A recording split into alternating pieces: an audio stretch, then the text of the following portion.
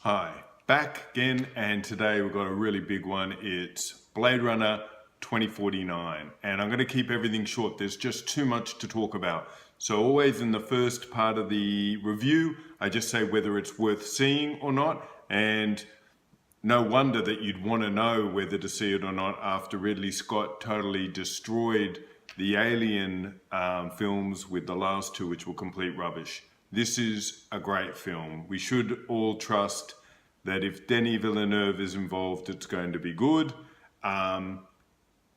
Blade Runner is in my top 5 science fiction films of all time. I mean, it is just a touchstone to the way I think about science fiction. A lot of people always say, you're either a Star Trek guy or a Star Wars guy. I was always Star Wars, Star Trek, or Blade Runner. And the difference between kind of light action fun and really examining the human condition through the lens of science fiction. This is a worthy companion. Go get Blade Runner, watch it. I watched all 5 versions on the Blu-ray. My favorite is the director's cut. See that first, then go see this film. Now let's get into it. Okay, just by the title, Blade Runner 2049 is set 30 years after the events of the original Blade Runner. I don't have time to go over, but I'm just assuming that if you're watching this, you've seen Blade Runner and you've probably seen Blade Runner 2049. So it's set in the same world. Denis Villeneuve has done something quite clever in that he's made numerous decisions about how he's going to tell this story. He's gone after an evolution of the storytelling, but really using all Ridley Scott's familiar world. And also, although he changes it slightly, pretty much you can recognize the same notes both in the score and in the film grammar he's using to tell this story. So we open up in an LA, which is, interestingly enough, really looks like how I think LA will look in 2049. It's all solar farms. They've had to build a wall because of the rising sea level.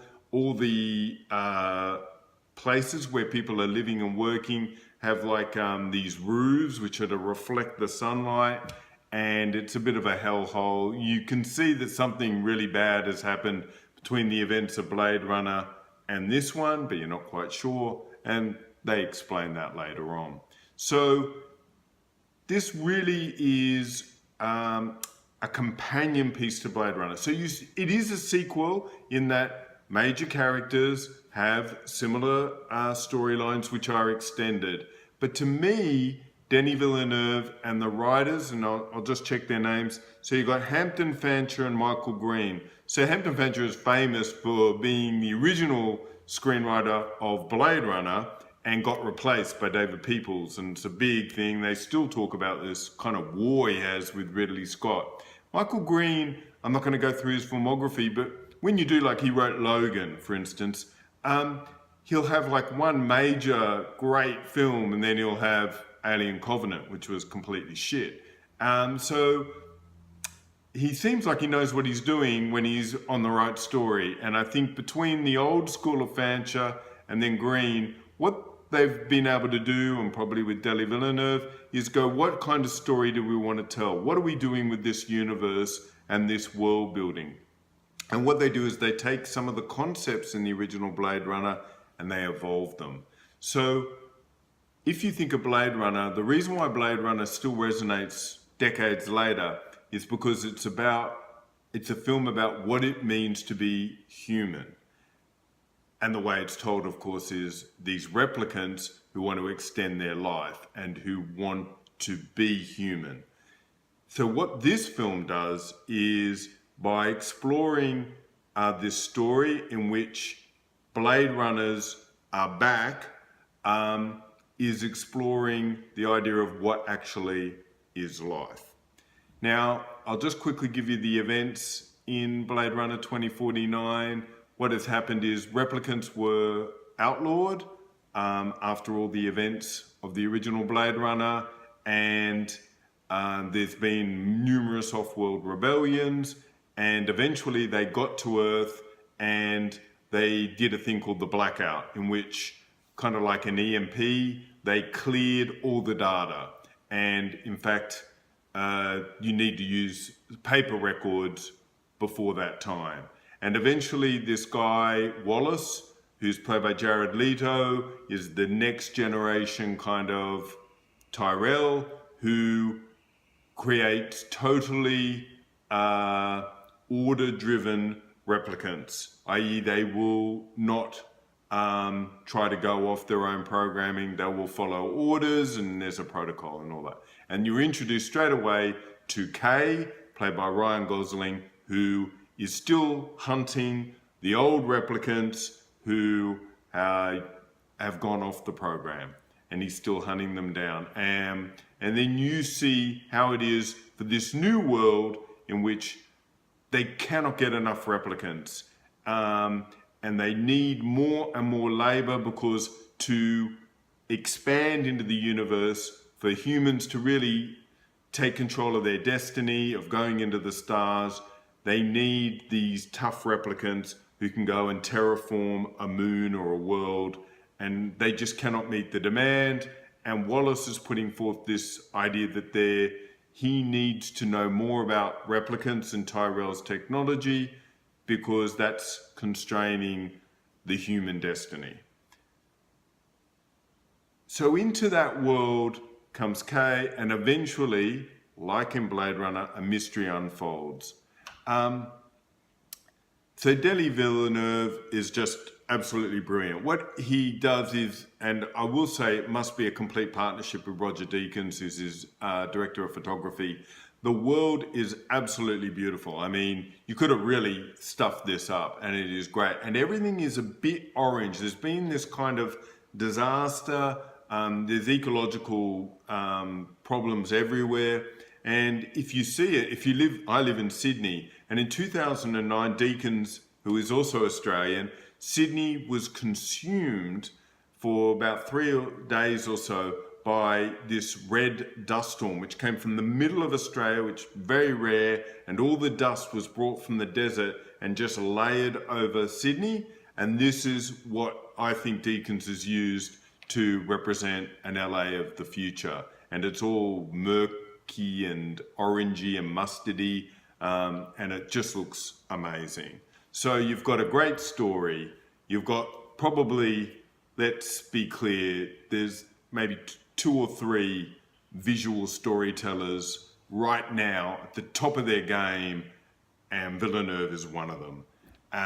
So you bring that all together, and then you've got a top line cast. So Ryan Gosling is very good as Kay. Ryan Gosling has always had that kind of, he's too handsome, he's a little bit quirky. So he's always been a little bit not human, and he uses that. I do think that ironically, the criticisms of Harrison Ford in the original Blade Runner were that he was a little bit indifferent and sometimes couldn't deliver the moment. And I do think that there are times here where Ryan Gosling hits a wall and can't quite deliver the acting needed to sell that scene. Ironically, Harrison Ford's probably doing the best acting he's done in 20 years, and there's been a real renaissance since the stupidity of him getting into a refrigerator to survive a nuclear blast in Indiana Jones. Between the last Star Wars and now this, he really delivers a great performance. He's towards the back end of the film. You've got a couple of other people. There's an AI assistant, very similar to the one in Her, but it uses hologram technology. And the actress, I've never seen her before. She's Ana de Armas, and she's, I think, a Chilean actress, and definitely has worked in more Spanish films. And she's just drop dead gorgeous, to be blunt. But she carries herself, and she's very charismatic and really does great things with what could be a real throwaway role. And Villeneuve helps her out a lot by grafting the technology over her performance. The other big one is Jared Leto as Wallace, and he plays this kind of hipster billionaire. You could see him coming out of San Francisco, and he's villainous in the sense that he wants to achieve what he wants to achieve at any cost, but nevertheless with what he thinks is a noble goal. He's quite good in that role, although some of the dialogue I don't think he's helped at all. You think they're almost like lyrics out of his band. You could just transplant them. Overall, the acting from the others, like Robin Wright, and there's another, Sylvia Hooks plays Love, who's kind of Wallace's go-to person to get stuff done. And I found them really quite good, but not great. And the reason why I'm saying that is when I think back to the original Blade Runner, everyone's just great. Just brilliant.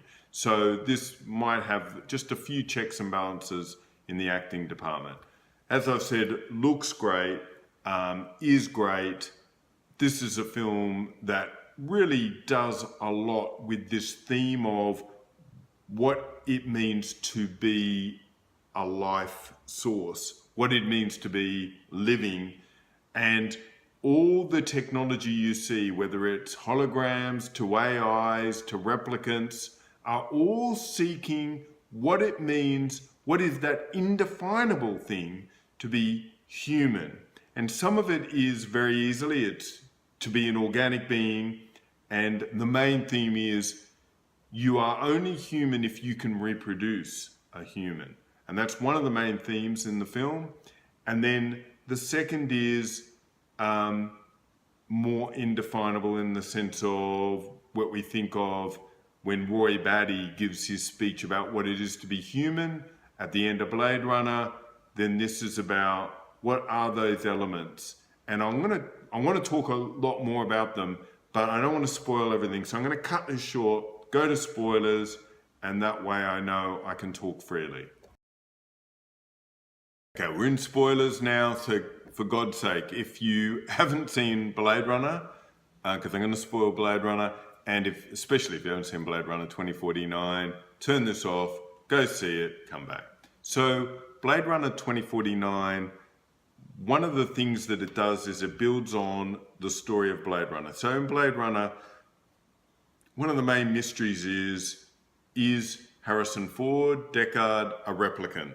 And if you've seen the director's cut, it's quite clear that he is a replicant because they are aware of what his implanted dreams are. So in this film, they take that a little bit further, and Kay has implanted memories which will allow a robot to function in society, and he knows that they've been implanted.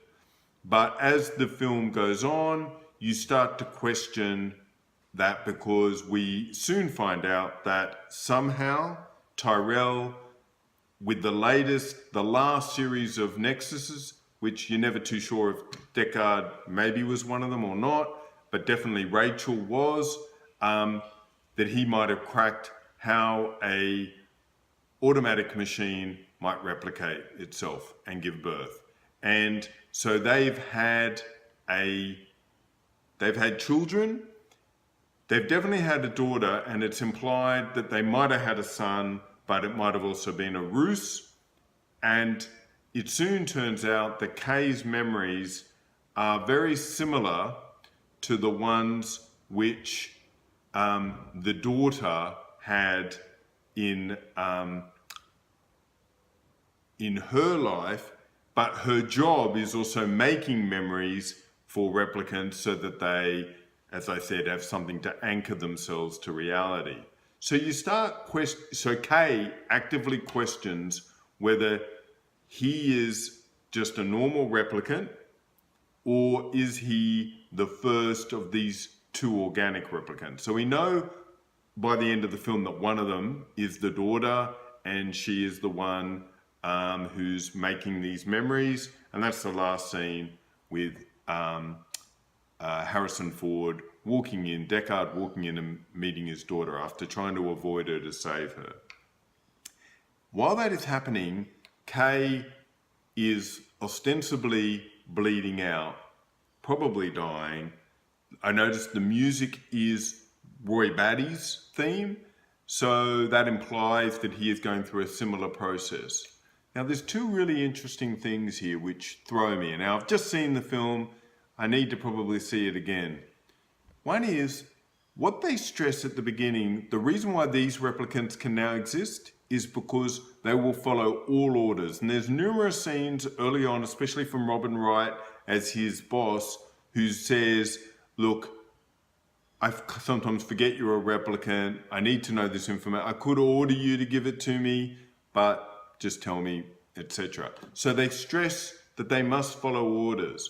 But by about the middle to 2/3 of the film, we know that Kay is not following orders, and that he's starting to embrace a different reality, in the sense that he is starting to fall in love with Joy, and that also he is starting to think that might be he is a special person, maybe the firstborn replicant, and that also he is becoming aware that there's this replicant rebellion and etc.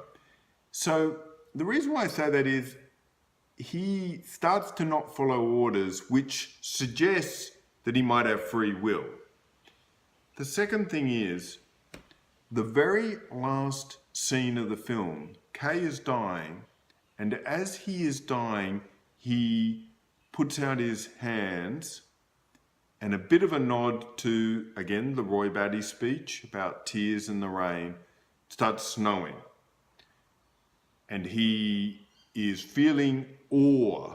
And one of the themes in the film is that to be human is to feel awe about the world and about others. And the way you do that is through love and through just seeing the incredibleness of the universe.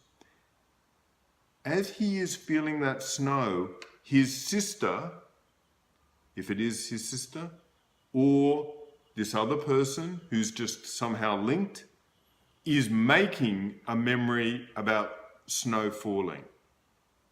I can't think that that is just a coincidence. There has to be a link there. And it might be one of these things that will get a Villeneuve director's cut later on and it'll become more apparent.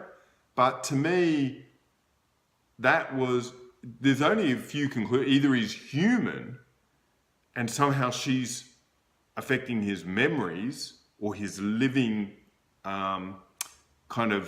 realization of reality, or there is something linking the two, and somehow she, as his sister, is able to go into his programming and affect him in a way that maybe no one else can. Thought it was really interesting.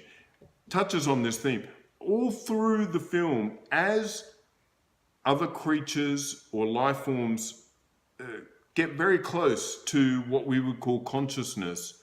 There is nearly always the scene in which rain or water or snow hits their body, because in the case of the AI, it's just a hologram.